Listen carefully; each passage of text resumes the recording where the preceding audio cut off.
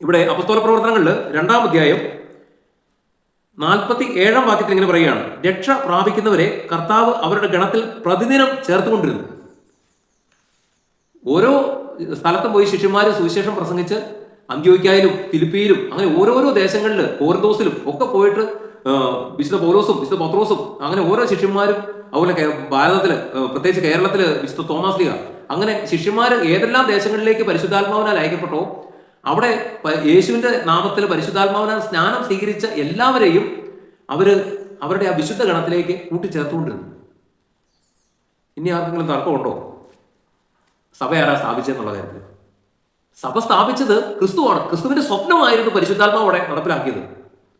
ഇനി ഒരു കാര്യം, ഇപ്പോ എന്നെ സംബന്ധിച്ച് എനിക്ക് തർക്കമില്ലാത്ത ഒരു കാര്യമാണ്, കത്തോലിക്ക തിരുസഭയാണ് ഏക സഭ. അതായത് റോമിന്റെ കീഴില് പത്രോസിന്റെ സിംഹാസനമായ മാർപ്പാപ്പയുടെ കീഴില് വളരെ ഐക്യത്തോടും അനുസരണയോടും കൂടെ ഇന്നും നിലനിന്നു പോകുന്ന പരിശുദ്ധമായ സഭ കത്തോലിക്ക സഭയാണെന്നാണ് എൻ്റെ പൂർണ്ണമായ അഭിപ്രായം.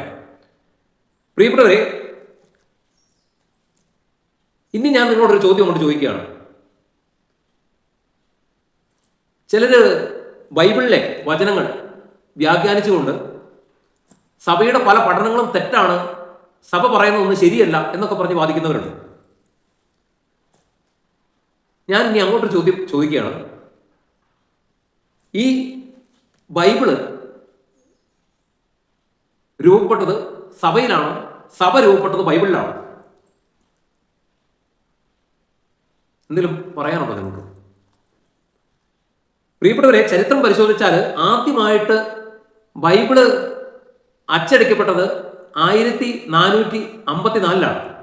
54-56 കാലഘട്ടത്തിലാണ് ബൈബിൾ ആദ്യമായിട്ട് ടൈപ്പ് ചെയ്തുകൊണ്ട് ബൈബിൾ ആദ്യമായിട്ട് അച്ചടിക്കപ്പെട്ടത്.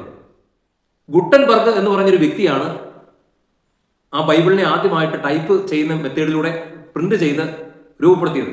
ഗുട്ടൻബർഗ്. പ്രിയപ്പെട്ടവരെ, അതുവരെ, അതായത് ഇപ്പൊ സഭ സ്ഥാപിക്കപ്പെട്ടിട്ട് 2000 വർഷത്തിലധികം ഇപ്പോൾ ആയിരിക്കുകയാണ്.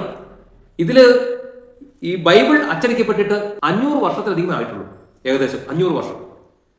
അങ്ങനെയെങ്കിൽ അതിനു മുമ്പ് സഭയില്ലായിരുന്നു, അതിനു മുമ്പ് ബൈബിൾ ഇല്ലായിരുന്നു.